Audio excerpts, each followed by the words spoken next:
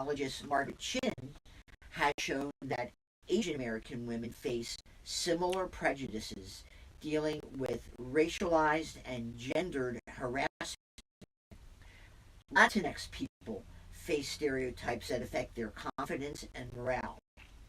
Women of color are underrepresented in high status professions like business, law, academia, and medicine. In fact, in the U.S., only 3% of doctors are black women, and they're often mistaken for nurses. Oh my God.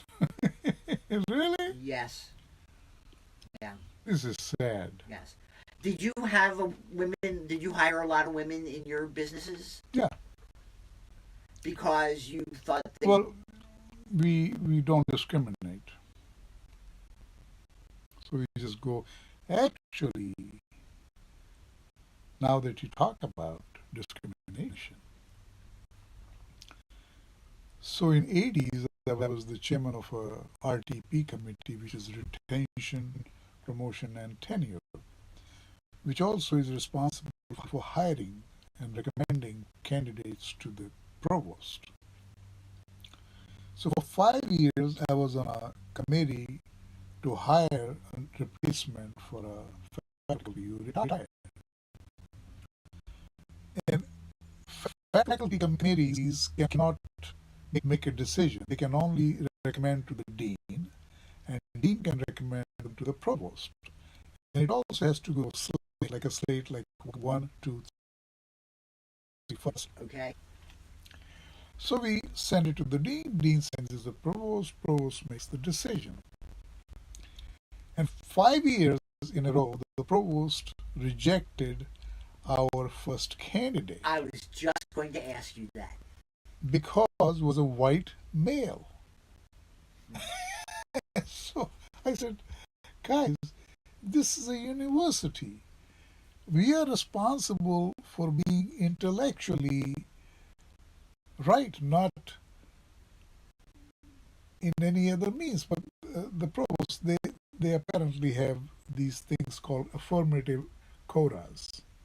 So each department has to meet affirmative action requirements. Okay. And we were underrepresented, so we could not hire a white male for that position for 5 years. For 5 years. Finally, the guy we were recommending, he said, I should really sue you guys for discrimination. That's right. Now, this is never heard of the white male suing someone for discrimination. You generally have the people of color, suing for discrimination, but not a white male. Right. No, that's a good point. People, the older Americans also have been, Yes. suing because of age discrimination. For your information now, I don't want to strike a wrong chord. But Donald Trump and Elon Musk has eliminated DEI. yes. So now these two gentlemen, I'm using gentlemen That's a nice word that you're using. As a facetious slang, are the most hated people in the world. So when they started doing what they're doing, they were most hated in US the first month. The second month, Donald Trump goes on the world stage and makes a fool of himself. So now, these two guys are most hated in the world, not just US. So this morning I was watching this episode from Alice Wagner, who was interviewing two people who wrote a book called Lucky Loser. And the book was about Donald Trump. And they talk about that from the time he was a young man, he has never made a dime in his life. He has accumulated wealth by screwing people. Not a good businessman. The money his dad gave him, he blew it away. When Obama left, a soaring economy, he messed it up. Then Biden left, a soaring economy. He's already in 45 days messed it up. The prices are going up. We are in depression, and the economy has gone to hell. The unemployment numbers are down. This guy they were talking about, that he's gone bankrupt 6 times. Anyone who works for him, he doesn't pay them. He sues them instead. He has over 4,000 active lawsuits that he's involved with. The guy's a scumbag. I shouldn't be saying it on a podcast. You've never, the Secret Service might be watching this right now on You think, YouTube Steffi? Live. They might be. They might be. They're going to go after me? I don't know. I mean, what, Well, what if they go after Steffi? Did you hear the credit cards that I'm getting? Yes. Do you think it might be because of Elon Musk? I think it's a possibility. Yeah. So it's so interesting how we all have a life that we live and then we hear stuff. So I was thinking about my own family, my kids, my wife, they're all multimillionaires. And how did they become that? It's because of me. I got them started. I got them established. Donald Trump, his dad tried to establish him and he screwed up. In fact, we're talking about this a 2-inch thick book called Lucky Loser. He has all his life been losing. The money he has and he has made is by defrauding people, screwing people. To the point you can write a book on it. Yeah. Steffi wants me to write a book on it. There's only a book written, Steffi. It's called Lucky Loser. It's 2 inches thick. That's crazy.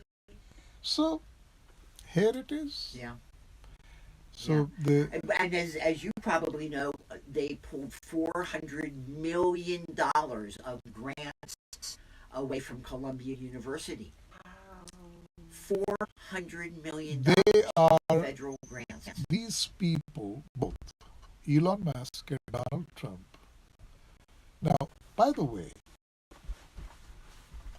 Elon Musk also, now that I am reviewing some of the stuff written about him, he's not also that smart either.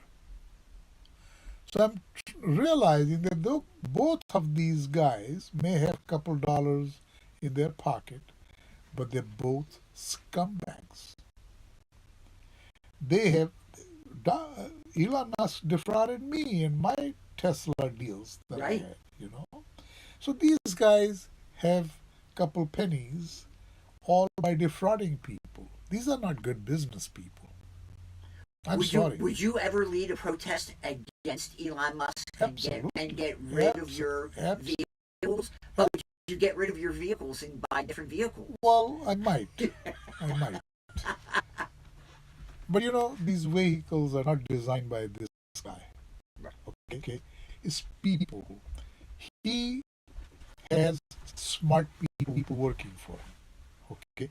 He's not the one sending space rockets up in space. This guy doesn't know shit about anything. He doesn't. Look, come on, give me a break. Yeah.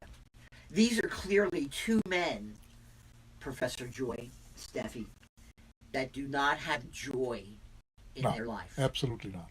If they did, they would not be doing what they're doing today. Okay? It was years ago that I gave up making money because I broke my leg and I realized that what's the point of making money if you can't take it with you? Right. So from that point on, my life has been dedicated to help others, not myself. But these scumbags are trying to help themselves. Not only help themselves, they're defrauding people by raping them. These two are the worst human beings that I can think of. I'm getting upset. I can tell. I'll try and bring it back to the topic at hand and Can you everything, please? which is can we about do? pursuing social causes. Go What ahead. do we do to bring joy right now to your life. Yes, we do. We need to bring joy Yeah. into Yes. Professor Joy's life. I'll hand it over to Professor Okay. Metzger. So there are other social causes. Yes, obviously, diversity Yes. and equity and inclusion are very important and everything. But there are other social causes that can bring joy to people that we talk about in this chapter.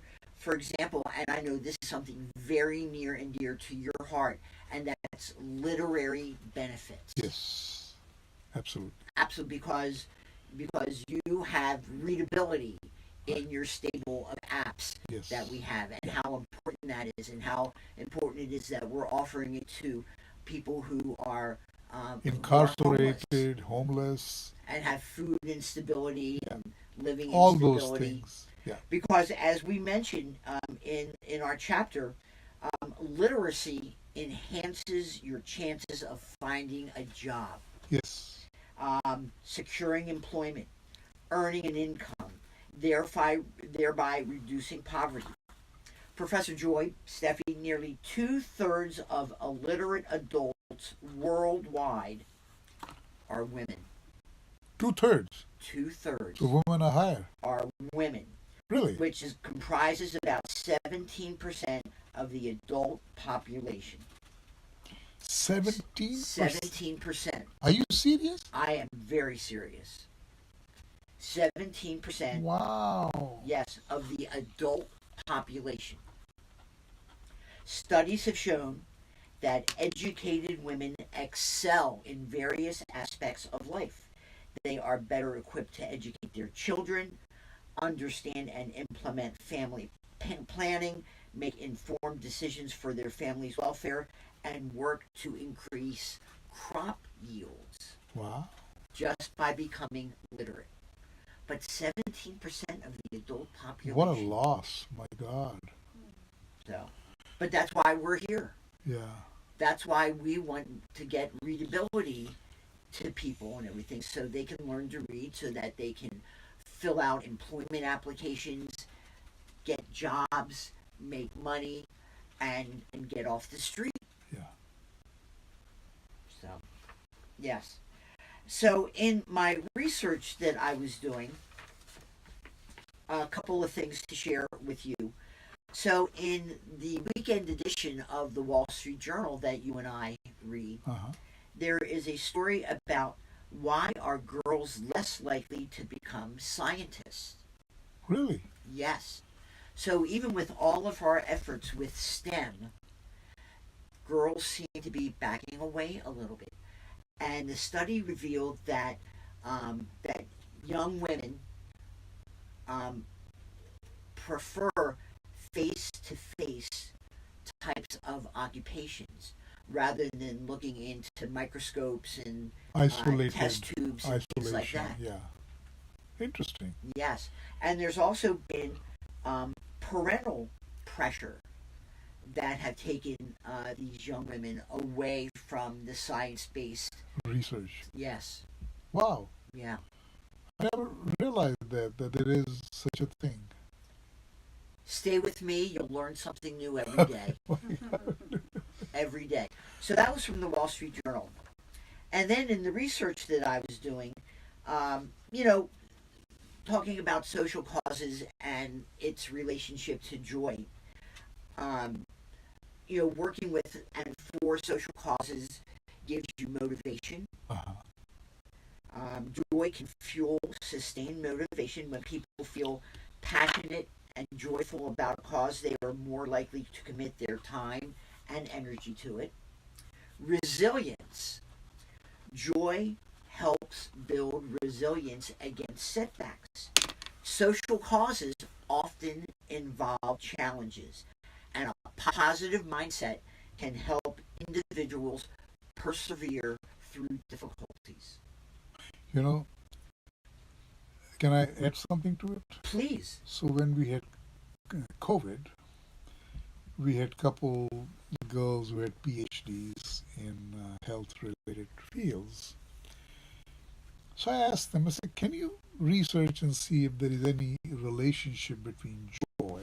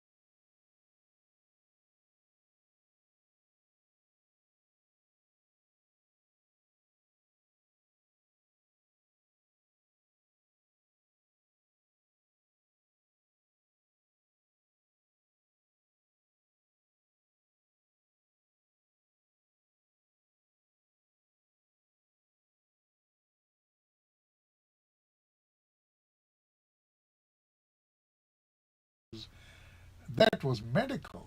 Now you're saying that people also find a better commitment to what they're doing when they have joy.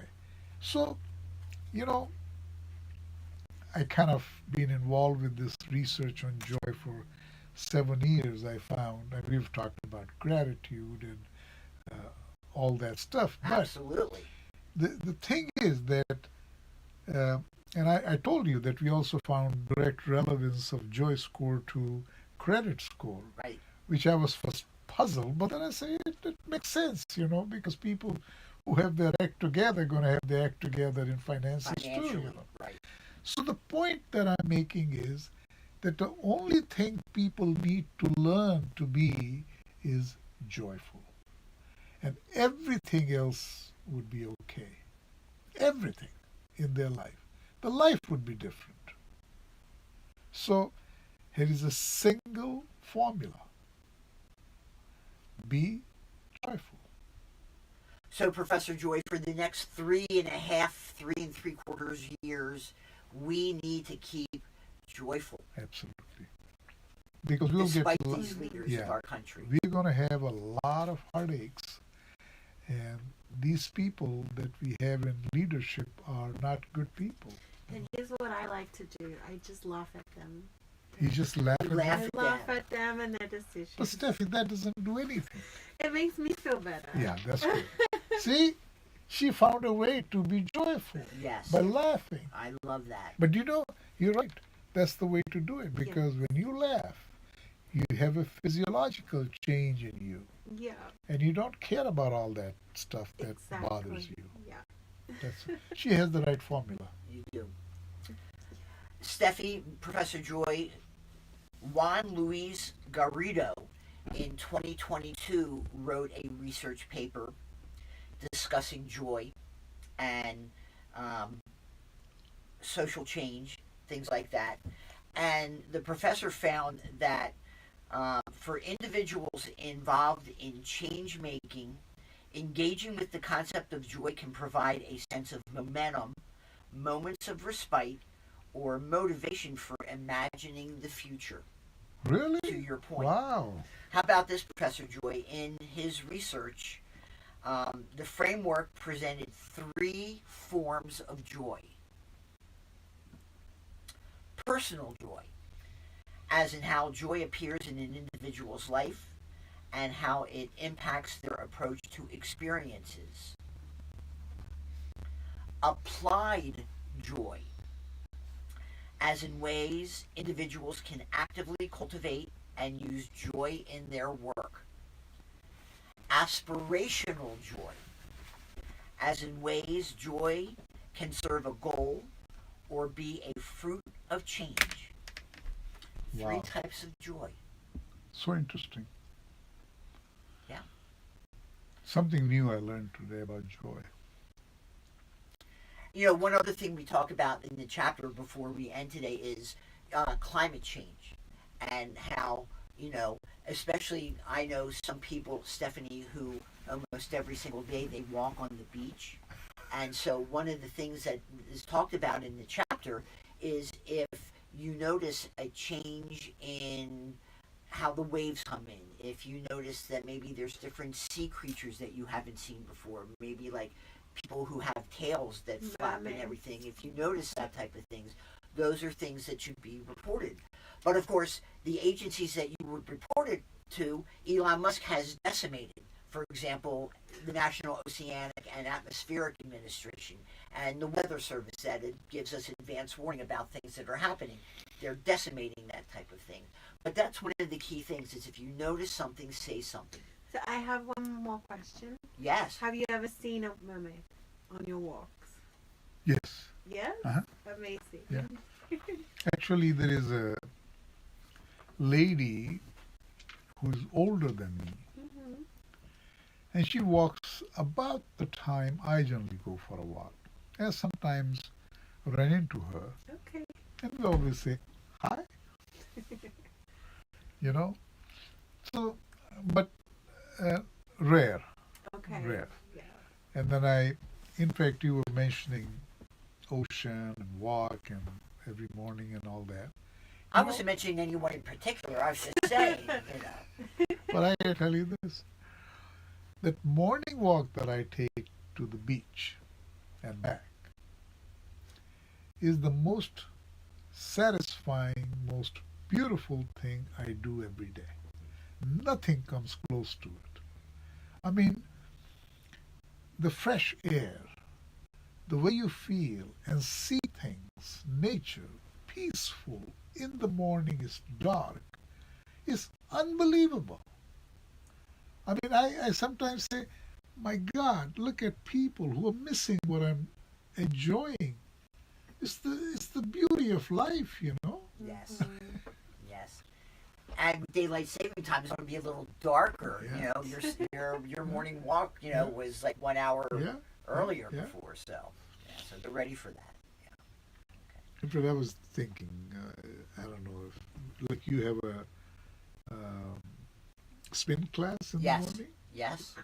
I was thinking of inviting people to walk with me every morning. Oh, nice. Like a, A group group, of yeah. people, just put a little sign up in front. That's a great idea. Yeah. I generally During the go pandemic, for a I walk. led walking Yeah, class. around 6 a.m. I go for a walk to the beach and back. If anyone wants to join me, is welcome to. Nice.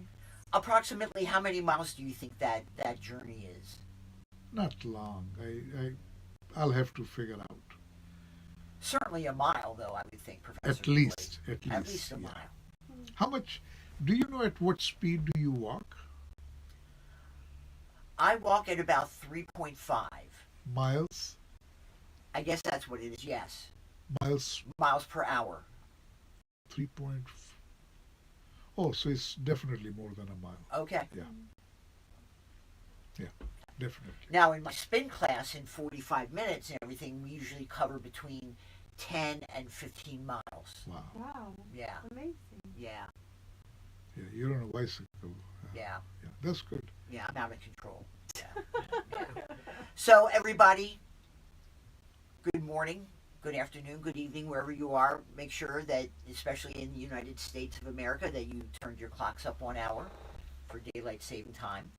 You know, a lot of people, Professor Joy, Stephanie, they say daylight savings time. They put an S on the end of it, but it's not. It's It's just saving. Okay. Saving. It's not savings. I'm one of those people. Daylight You say saving. savings? Yeah. You do? Yeah. Why do you say savings? Because I think we're saving the daylight savings. Oh, savings. I like that. I do too. And now I can't think of a better way to end our podcast. Oh, beautiful. Thank you, everybody. Come back next week. We'll see you again for another edition of the Professor Joy podcast. Thank you, both of you.